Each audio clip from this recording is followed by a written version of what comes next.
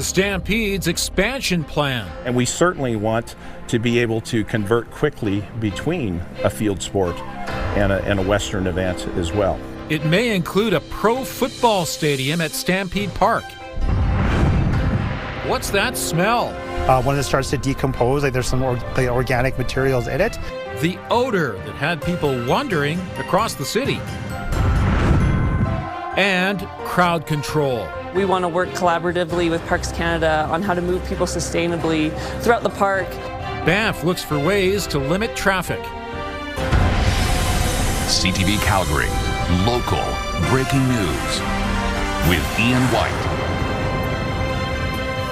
Good afternoon. A bold new vision spanning across 2 decades at Stampede Park was unveiled today, which includes a new live event zone and plans to move the Calgary Stampeders from McMahon Stadium to Stampede Park.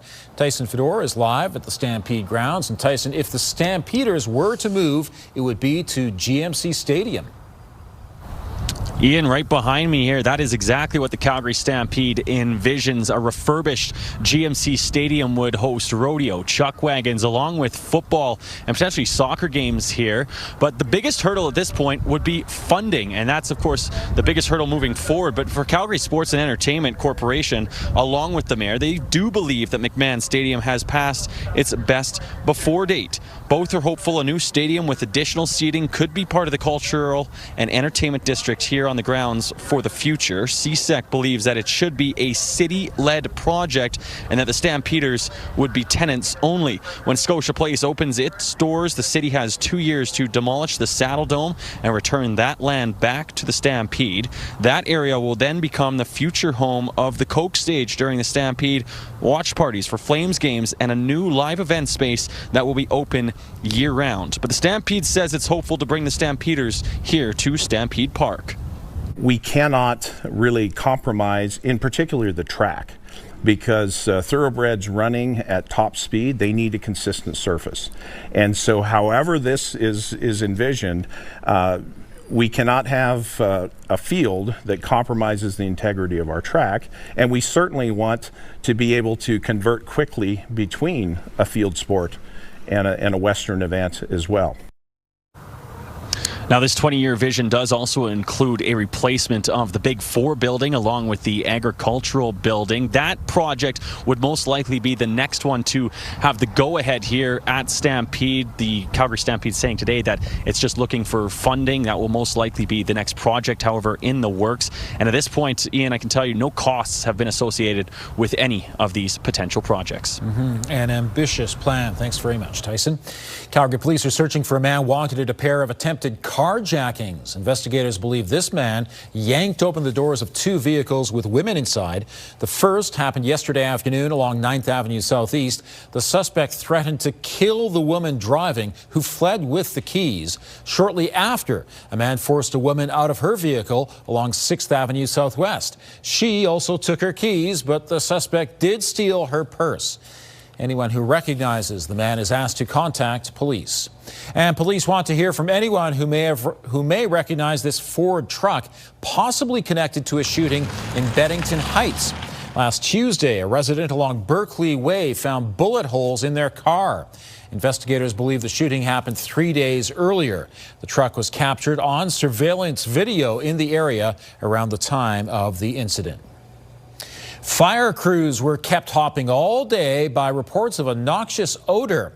Calls came in across the east side of the city and as far south as Riverbend, but most were concentrated around the airport in the northeast. Kevin Green is at the airport right now. So Kevin, what were people smelling, and is it anything to worry about? Well, I can tell you right now, up here at the airport, it's not that strong of a smell, but throughout the day it's been rising and falling in waves. People we spoke to in northeast Calgary say they couldn't figure out what that smell was. Fire crews were kept busy this morning as schools in the area surrounding the airport reported what they thought were gas leaks. It turns out the problem is ponds where chemicals like glycol that are used in de-icing airplanes through the winter collect. That, along with other plant matter in the ponds, begins to smell as the ponds melt. The pungent odor has been an issue for the last several years. When it starts to decompose, there's some organic materials in it. So depending when that smell, because of off gases or releases from it, and then when it gets caught by the wind, it's really hard to know exactly the concentrations of it. But often that smell, if it's around the airport area and to determine it's related to those retention ponds, is not hazardous. In a written statement to CTV, the airport authority says it conducts regular water testing and air quality testing here, and says the chemicals that are used are not harmful to the environment or to people. They say they're working on a long-term solution, one that should be implemented in 2027. Thank you, Kevin. Premier Danielle Smith says the Saudi government paid for a private plane and accommodations during her trip to the Middle East last fall. They provided the accommodation. It was approved by the Ethics Commissioner in advance. When it came to the flight that we took, it was a private plane, non-commercial aircraft. It was proposed by the government of Saudi Arabia in order to enable efficient movement around the country, including to locations with limited commercial airline services. The Premier and members of her staff traveled to Saudi Arabia and the United Arab Emirates last October and November. The trip included discussions about energy development and artificial intelligence. Smith told Monday's legislature committee that she met the Saudi energy minister a few years ago at an energy convention in Calgary. He is a member of the Saudi royal family. The Premier says their friendship led to the invitation to be hosted by the government.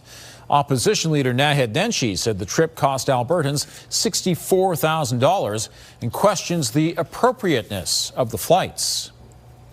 The war in Iran is causing oil prices to increase sharply, and this will push up inflation in the short term. Experts say Calgarians will feel this at the pump, leaving them with less income for everything else. But food prices will also rise as a result of increasing transportation costs, with fresh international produce being the hardest hit. And the downstream impacts don't stop there. If you take a barrel of oil and run it through a refinery, you get gasoline, mostly for passenger vehicles. You get diesel for trucks, like you mentioned, food production, food distribution, freight. You get jet fuel for our air travel. And then importantly, you also get a lot of feedstocks that go into making plastics and petrochemicals, which could be the clothes we wear or the products that we consume as well. So the inflationary effects of all those things together can be significant. If the crisis in the Middle East continues and summer gas prices hit, experts say it isn't outside the realm of possibility for gas to reach $2 a litre. Johnston thinks that will be the psychological threshold where people will drastically change their behavior. A Calgary charity is having a major impact on new moms and babies with the essentials they need. Many of the clients visiting Mamas for Mamas are low income, but this is where they can come to get help. The charity is always in need of diapers for newborns up to size 6. Volunteers sort through clothing donations that are made available to moms and their families free of charge. And the whole operation got its start on Facebook. And through this community of people, we were able to uplift one another, bring people out of a cycle of poverty, and remind people that sharing is truly caring, and it's the heart of what we do, and it's how we support one another. The organization relies on donations from the community along with some corporate sponsorship, and they find that many moms who've benefited will pay it forward by donating items they no longer need for their child. Danielle joins us now from the Stars Air Ambulance hangar. And Danielle, it felt to me just like spring today. Oh, it sure did. And it came with a little bit of wind, though, too, didn't it, Ian? It was a bit of a gusty day in the city, and certainly south of the city, very gusty, and it will continue to get gustier over these next 12 to 24 hours for many communities. Now, for Calgary specifically, we had gusts closer to 60 kilometers per hour at times, and that's what's registering right now at the airport as well. 17 degrees is the current temperature, some blue sky, some cloud cover out there. Your 24-hour forecast is brought to you by Fifth Avenue Volkswagen. Family owned, community driven. Discover more at Fifth Avenue Volkswagen. And we're looking at an even warmer day tomorrow, if not the same thing. And the winds will be slightly calmer as well. Overnight dropping to 7, kicking off the day when off to work and school. You're looking at 9 degrees, a mix of sun and cloud just like today. And then in the afternoon, the winds gusting up to about 40 kilometers per hour, getting us up to at least 17 degrees. And there's more warmth in that longer range forecast. Those details just ahead, Ian. Thanks, Danielle. Alberta is taking on Ottawa over its medical assistance in dying legislation. Next, the guardrails the UCP government wants to put on the practice. And from canola to cancer, a multi-million-dollar investment in genome research. Also, if you have a news tip, text us at 10400.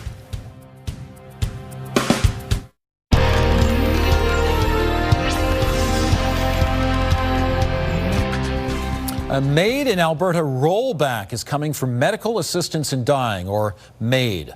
Ottawa legalized assisted dying for adults a decade ago, allowing Canadians with serious, incurable illness to receive help ending their lives. But Alberta's government is worried about its use. New changes mean you can't apply for MAID unless you're expected to die in the next 12 months.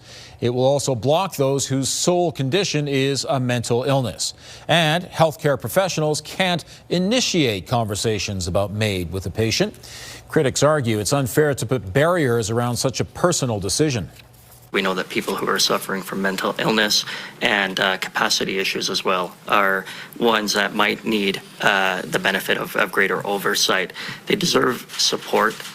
They deserve treatment, not assistance to rushing to end their lives.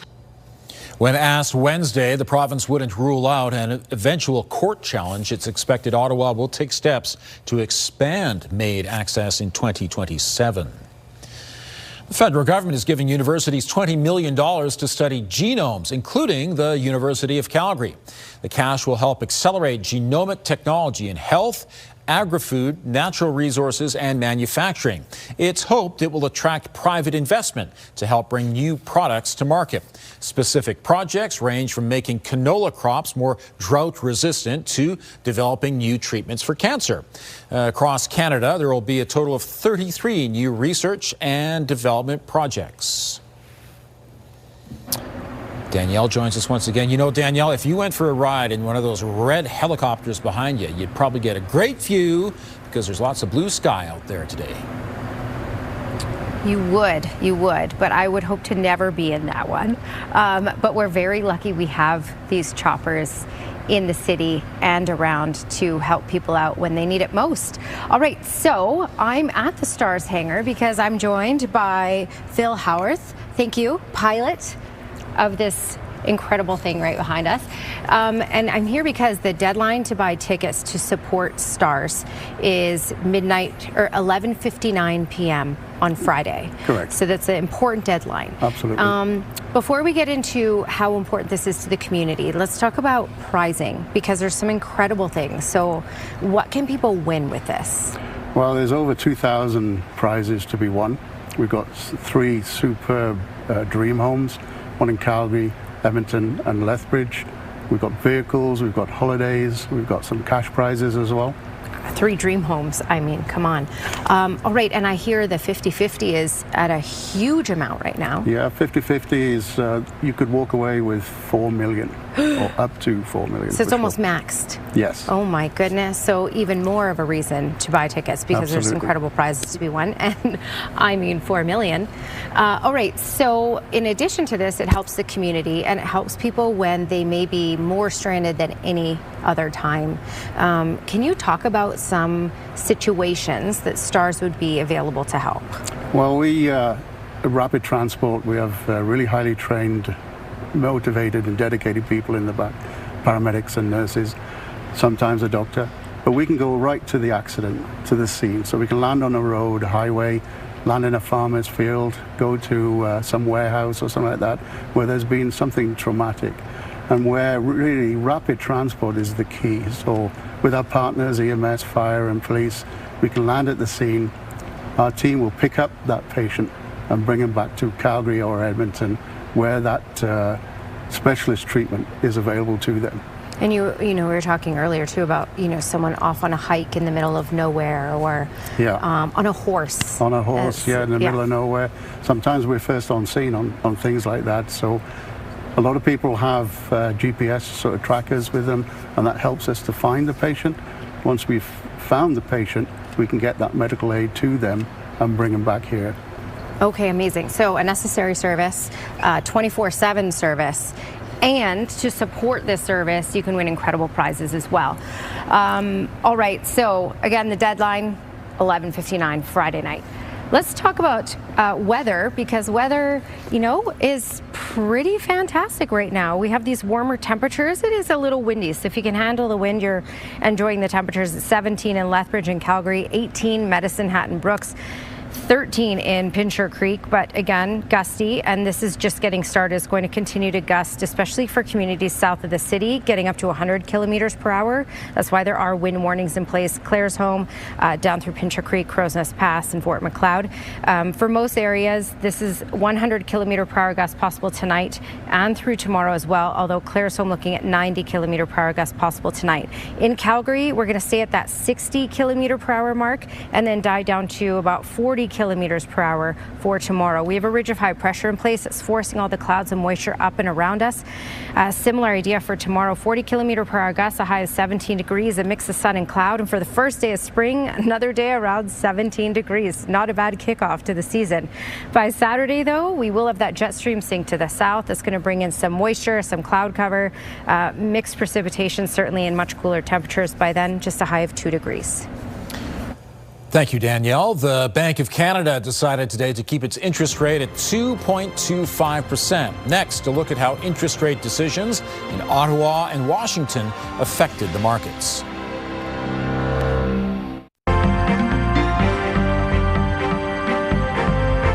As we mentioned earlier, the Bank of Canada stands pat with its key interest rate. Joining me is Robert Geary, investment advisor with the Popowich-Karmali Advisory Group. And Rob, how did the markets fare today? Yeah, it was a rough one here in the markets, Ian, and there was two reasons for that. One is we got a little bit hotter than expected inflationary report from on the U.S. side, and we got some commentary from the U.S. Fed. They left their interest rates steady as well, but some commentary that they're going to have some inflationary concerns, obviously through this war in Iran, and that's on the back of oil. We had markets all decline significantly here today. And here on this side of the border, the Bank of Canada interest rate stays right where it is. Yeah, 2.25, and I think this was the right move for them at this point in time. And Tiff Macklem's got a kind of a tough duty here right now. I mean, he's got one thing on is that inflation is coming down in the latest reports, but we also have not a great economy at this point in time. It's kind of fledgling here in Canada. So I think that this is an interesting one going forward. The expectation is that we may get a cut, but this war in Iran and inflation is going to rear its ugly head for the next decision and the next commentary. All right, thanks very much. Yeah, appreciate it. A local company is expanding with 3 new Nordic spa destinations in Alberta and BC.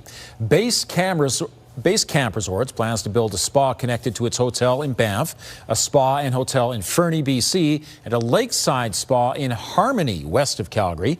The 138,000 square foot facility in Harmony is expected to be one of the largest in North America. The spas will be under Base Camp's Ever Wild brand, which opened in Canmore in November. Base Camp says the new spas will open in 2027 or 2028. The Harmony location will employ as many as 300 people. Calgarians are being asked to weigh in on the city's future finances. A survey kicks off today seeking feedback on the city's budgets between 2027 and 2030. The 4-year plan will guide funding for services and infrastructure, including investments for transit, roads, fire, and police. The survey can be filled in online or in person at 14 different pop-up locations, one for each ward. More details can be found at calgary.ca/budget input. The approval rating for Alberta's premier is up slightly. New data from Angus Reid shows Danielle Smith's approval increased 2 points to 46%. Angus Reid says despite some unpopular policies, Smith's rating has remained fairly steady since she took office. Her peak rating of 51% happened in June of last year. A foul odor has been wafting through some Calgary neighborhoods. Here's Tara Nelson with a look ahead to CTV News at 6. Hi, Ian. Fire crews have been busy all day responding to calls about a noxious odor. It is originating from the glycol storage ponds at the Calgary airport. Coming up at 6, we'll hear from residents who've been impacted by the smell. Also ahead, the avalanche risk will be extreme heading into the weekend. Coming up, we'll show you which popular highway to BC is now closed until Saturday. Ian. Thank you, Tara. The growing number of visitors was a hot topic at Parks Canada's annual planning forum in Banff today. Every year, over 4 million people visit Banff National Park. The town's mayor says because of the crowds, a more comprehensive and cohesive transportation plan is needed with Parks Canada. One concern recently addressed was too much traffic heading to the Sulphur Mountain Gondola and Hot Springs. Parks introduced a $17.50 parking fee, which the town hopes will encourage more people to take transit. We want to work collaboratively with Parks Canada on how to move people sustainably throughout the park, as well as to the top attraction that is just outside of the town boundary. That's really important to us. A member of the Lake Louise Advisory Board also raised concerns about missing revenue because of the Canada Strong Pass, which allows free entry into national parks. Another bright, sunny, spring-like day tomorrow. Right now in Calgary, it is partly cloudy and 17 degrees. Bit gusty wind, though. Danielle has details coming up. Danielle, another nice day ahead tomorrow with a little less of a wind. A little less of a wind in the city for sure. And I mean, how about these temperatures, right? We're not going to have these forever, but we will have them for another day or two, and then things will change by the time we get into the weekend. All right, today's high was 18 degrees. Currently, we're sitting at 17. A normal daytime high for this time of year is 5. We'll be around that 17 mark for Thursday and for Friday, the official start of spring. And then by the weekend, a cold front will drop the temperatures, as you can see, and bring in some mixed precipitation on Saturday. Thanks, Danielle. A new polar bear has arrived at the Calgary Zoo. Yelly arrived yesterday from a zoo in Quebec. The 20-year-old male polar bear is currently in quarantine. He'll gradually be introduced to Siku, who is also a male and 10 years old. The zoo says guests will be able to see Yelly in April. Thanks for joining us. Now here's the early edition of the CTV National News.